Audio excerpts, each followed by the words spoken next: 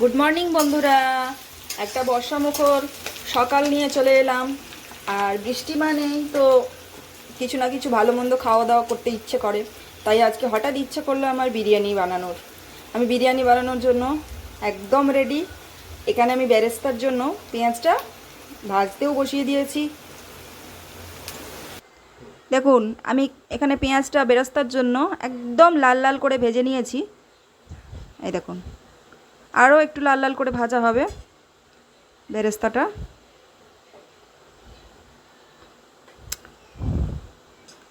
আমার বেরেস্তাটা একদম রেডি হয়ে গেছে। এবার আমি এটাকে তুলে নেব। দেখুন, এইভাবে আমার বেরেস্তাটা হয়ে গেছে, রেডি। তুলে নিলাম।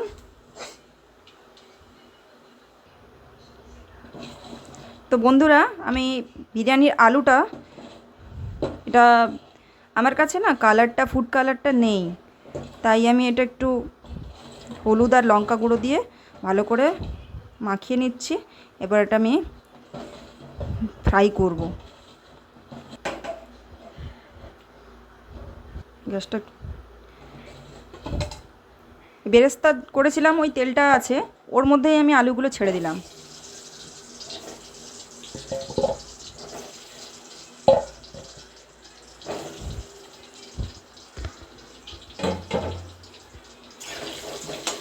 একদম লাল লাল করে আমি আলুগুলো ভেজে নেব।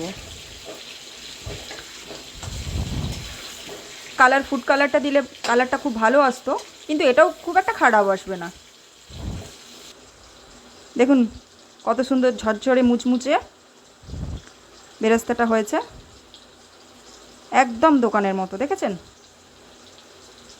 গ্যাসটা গেল,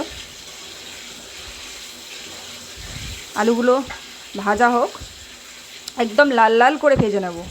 এরকম বড় বড় করে সাইজ করে কেটেছি। বিরিয়ানির আলু বলে কথা, বড় বড় সাইজ না হলে ভালো লাগে? চিকেনটা এরকম বড় বড় করে পিস করে নিয়েছিলাম। নিয়ে চিকেনটা তেল, লঙ্কা গুঁড়ো, হলুদ গুঁড়ো, ফেটিয়ে রাখা টক দই দিয়ে আগে থেকে লঙ্কা গুঁড়ো, হলুদ গুঁড়ো দিয়ে আমি মাখিয়ে রেখেছিলাম। আর এখন ফেটিয়ে রাখা টক দইটা দিয়ে আবারও ভালোভাবে মিশিয়ে নেব।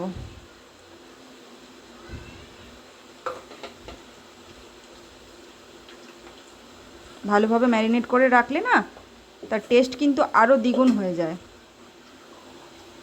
এবং টক দই দেওয়ার জন্য না মাংসটা খুব সফট হয় এবং জুসি হয়।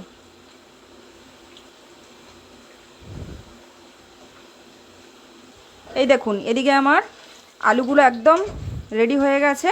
এগুলো এবার আমি নামিয়ে নেব। দেখেছেন, একদম লাল লাল করে ভাজা হয়ে গেছে। এগুলো এবার আমি নামিয়ে নেব। এটা একটু কম করো।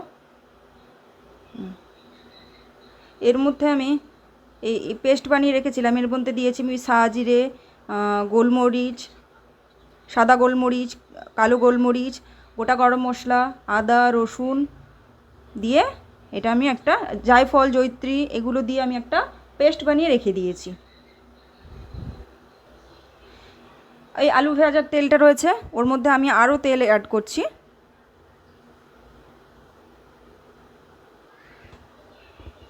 এবার তেলটা গরম হোক।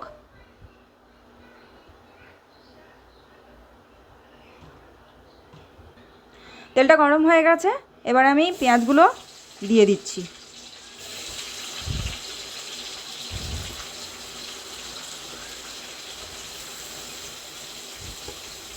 পেঁয়াজগুলো দিয়ে দিলাম।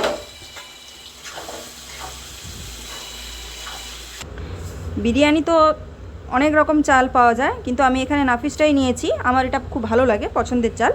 তো আমি এই চালটার পরিমাণটা নিয়েছি 1 কেজি। যেহেতু আমার মাংসের পরিমাণটা প্রায় 1.5 কেজি আছে, তাই এটা এবার আমি এখানে ধুয়ে নেবো। হ্যাঁ, এই চালটার জন্য এই যে আমি এখানে গোটা গরম মশলা নিয়ে নিয়েছি, এলাচগুলো একটু মুখটা ফাটিয়ে নিয়েছি। সামান্য সাদা তেল দিয়ে দেব, যাতে চালগুলো জড়িয়ে না যায়। তারপর আমি এটা দিয়ে দেবো। তারপর আমি দেব চালের মধ্যে স্বাদটা বজায় রাখবার জন্য সামান্য পরিমাণ নুন। এবারে এটা হতে থাক। দেখুন, পেঁয়াজটা আমি বাদামি কালারের হয়ে গেছে, এরকম করে ভেজে নিয়েছি। এবারে আমি আগে থেকে যে বেটে রেখেছিলাম মশলাটা, ওই মশলাটা আমি আবার এর মধ্যে দিয়ে দেব।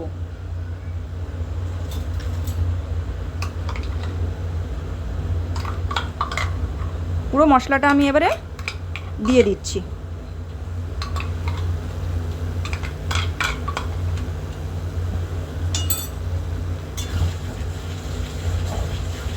ভালোভাবে এটা এবারে আমি মিশিয়ে নেব। আমি আগেই বলে দিয়েছিলাম এই মশলার মধ্যে কি কি মশলা দেওয়া আছে।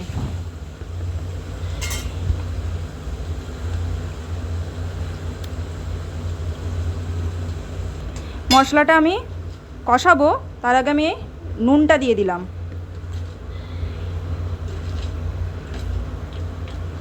নুনটা দিয়ে দিলাম। হ্যাঁ বন্ধুরা, যখন মশলাটা কষানো হবে তখন কিন্তু গ্যাসটা একদম লো টু মিডিয়াম ফ্লেমে রাখতে হবে, নাহলে মশলাটা না পুড়ে যাবে। এটা আবার হতে থাক। মশলাটা আমার ভালোভাবে কষানো হয়ে গেছে, মশলার থেকে তেল বেরিয়েও এসছে। দেখুন কত ভালোভাবে কষানো হয়েছে, তেলটা বেরিয়ে গেছে, দেখলেন? এবার আমি ম্যারিনেট করে রাখা মাংসটা এবারে দিয়ে দেবো। এই যে আমার ম্যারিনেট করা মাংস,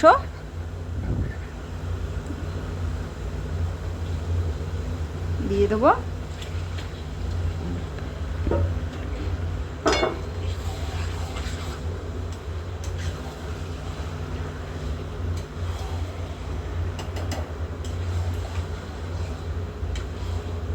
আগে থেকে এর মধ্যে হলুদ লঙ্কা গুঁড়ো দেওয়া ছিল, তাই আমি আর আলাদা করে হলুদ গুঁড়ো আর লঙ্কা গুঁড়ো অ্যাড করলাম না।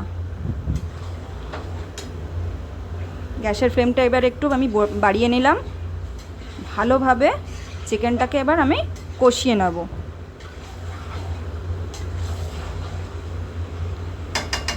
চিকেনটা যত ভালোভাবে কষানো হবে খুব ভালো সফট হবে এবং জুসি হবে।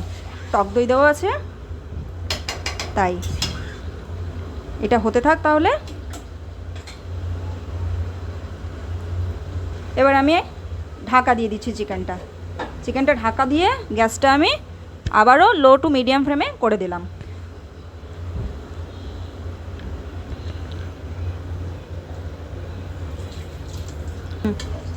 দেখুন ভাতটা আমার হয়ে গেছে, দেখাচ্ছি কেমন। একটু চাল চাল মতো থাকবে, নামিয়ে নিতে হবে, না হলে না ভাতটা জড়িয়ে যাবে। আমি এটা এবারে জলটা ঝরিয়ে নেব। আমি ভাতটা গড়িয়ে নিয়েছি জলটা। এবারে আমি এটা একটু বড় জায়গায় ঢেলে নেব।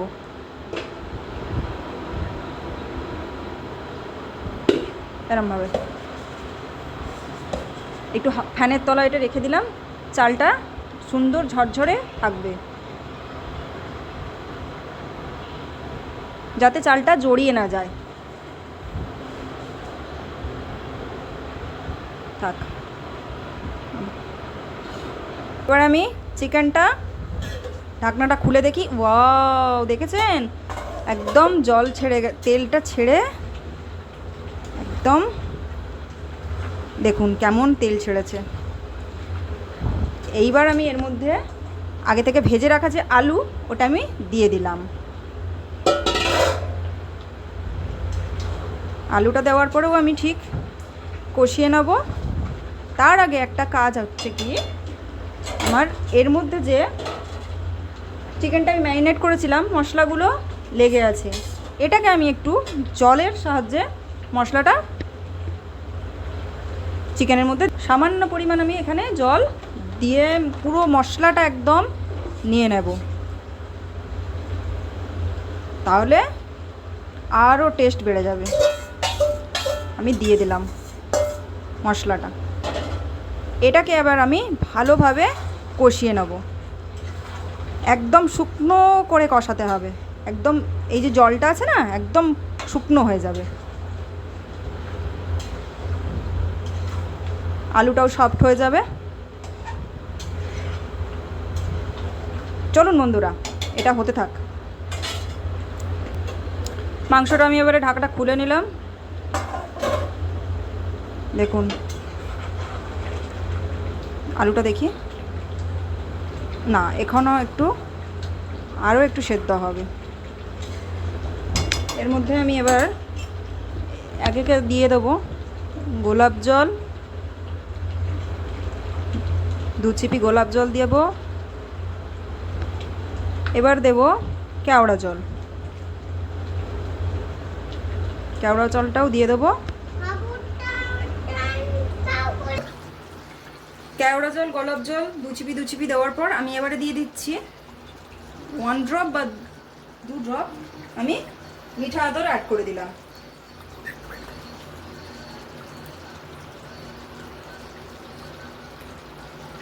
আমি দিয়ে দিলাম মিঠা আদরটা। দিলে বিরিয়ানির যে ফ্লেভারটা, যেটা আমরা রাস্তায় যেতে যেতে বিরিয়ানির দোকানের সামনে থেকে পাই, সেটাই আমরা মিঠা আদরটা দেওয়ার পর পুরো বাড়িটা যেন মনে হচ্ছে, এইবার আমার মনে হচ্ছে না বিরিয়ানি হচ্ছে। এবার আমি আবারও ঢাকা দিয়ে দিলাম, এটা হতে থাক। এখানে একটা আটা আমি মেখে নিচ্ছি, হাঁড়িতে দম দেওয়ার জন্য আটাটা আমি মেখে নিচ্ছি।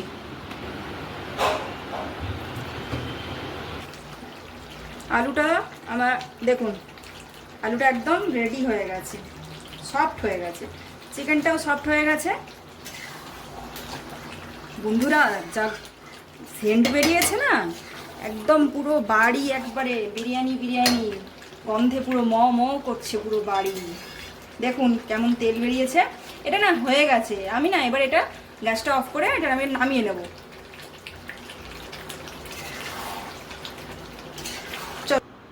কাঁচা দুধের মধ্যে এখানে কালারটা অ্যাড করা হচ্ছে। আটাটা একদম রেডি করে নিয়েছি, বেরেস্তা নিয়ে নিয়েছি, চাল, চিকেন সব আমি একেবারে রেডি করে নিয়েছি। এবারে হাঁড়ির মধ্যে ঘিটা দিয়ে ভালোভাবে হাঁড়িতে ঘিটা দিয়ে মাখিয়ে নিতে হবে। আচ্ছা বন্ধুরা, এটা কিন্তু আমার হাজব্যান্ডের হাত, আমাকে সবসময় যে সব কিছুতেই হেল্প করে, বুঝেছেন? আছে আপনাদের এরকম জীবনসঙ্গী থাকলে আমাকে কমেন্ট করে জানাবেন। যেমন ঝগড়াও করে, তেমন সব কাজে আমাকে হেল্পও করে।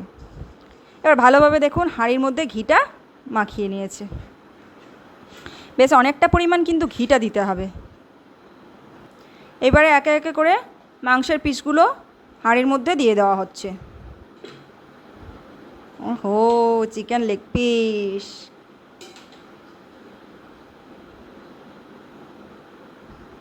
সমস্ত মাংসের পিসগুলো আলু চিকেন একদম দিয়ে পুরো হাঁড়িটা একদম রেডি করা হচ্ছে।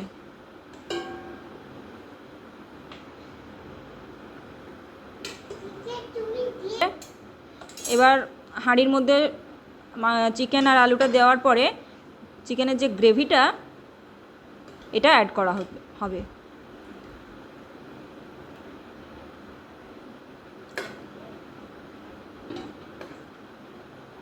এইবার অ্যাড করা হবে চালগুলো।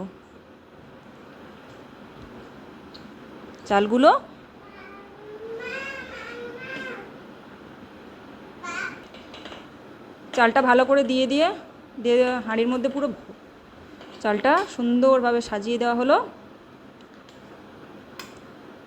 এইবার ভেজে রাখা বেরেস্তাগুলো দিয়ে দেওয়া হচ্ছে।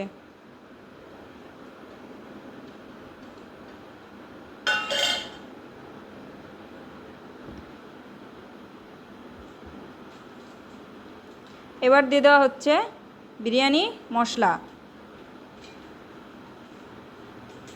বিরিয়ানি মশলাটা অ্যাড করা হয়ে গেল। এবার কাঁচা দুধের মধ্যে যে ফুড কালারটা মিশিয়ে রাখা হয়েছিল ওটা এবারে সুন্দরভাবে একদম সুন্দরভাবে দিয়ে দেওয়া হচ্ছে।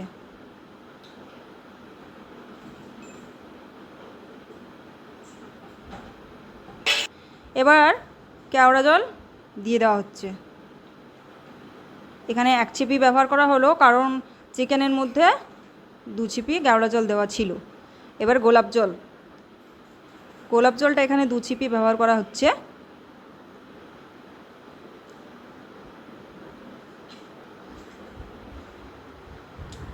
মিঠা তো দিতে হবে, বন্ধ কোথা থেকে হবে বিরিয়ানি? তুমি দাও, পুরোটাই দেবে। ইচ্ছা, এবারে দিয়ে দিচ্ছে মিঠা আতর।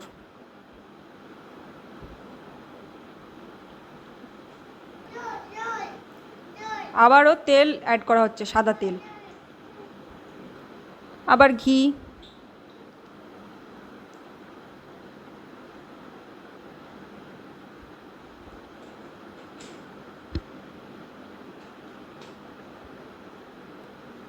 এবার যে আটাটা মাখানো ছিল ওই আটাটা দিয়ে পুরো হাঁড়িটা এইভাবে সিল করা হচ্ছে, যাতে যখন বিরিয়ানিটা গ্যাসের ওপর দম স্টিমে বসানো হবে তখন যেন একদম এক ফোঁটাও বাইরের এয়ার ভেতরে না ঢোকে এবং হাঁড়ির যে ভেতরের এয়ারটা আছে সেটা যাতে বাইরে না বেরিয়ে আসে। ঠিক এইভাবে আটাটা দিয়ে হাঁড়ির মুখটা এই ঢাকনাটা দিয়ে একদম চেপে বসিয়ে দেওয়া হলো।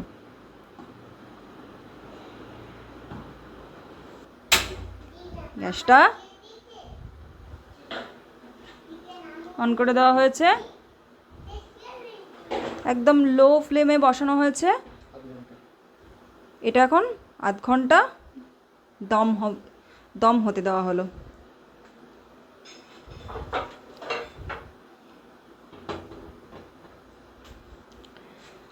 তো আধ ঘন্টা আমরা ওয়েট করি, আধ ঘন্টা পর আবার ফিরে আসছি। আবার চলে এলাম, এবার আধ ঘন্টা কমপ্লিট হয়ে গেছে। এবার এটাকে আমি অফ করে দেব, করে দিলাম এবার অফ। পরে ফিরে আসছি।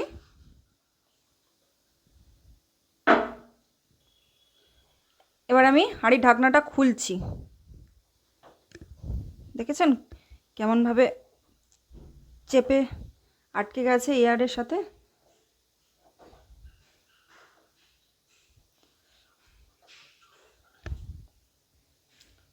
হচ্ছে না খোলা।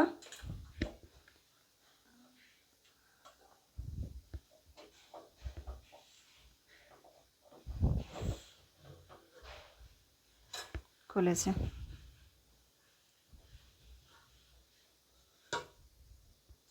দেখুন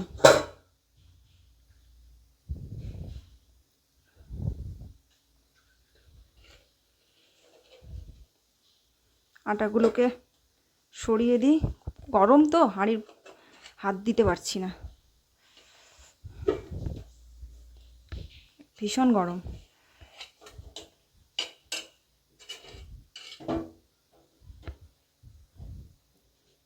এবার আমি এটা সার্ভ করব।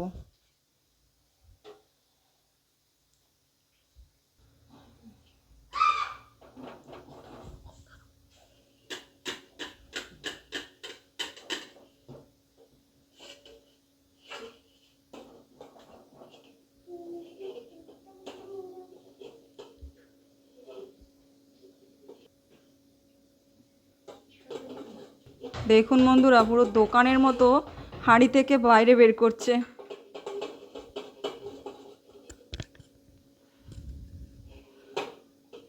তাই না, পুরো দোকানের মতোই না? দেখুন কেমন হয়েছে দেখতে, ভীষণ গরম আছে।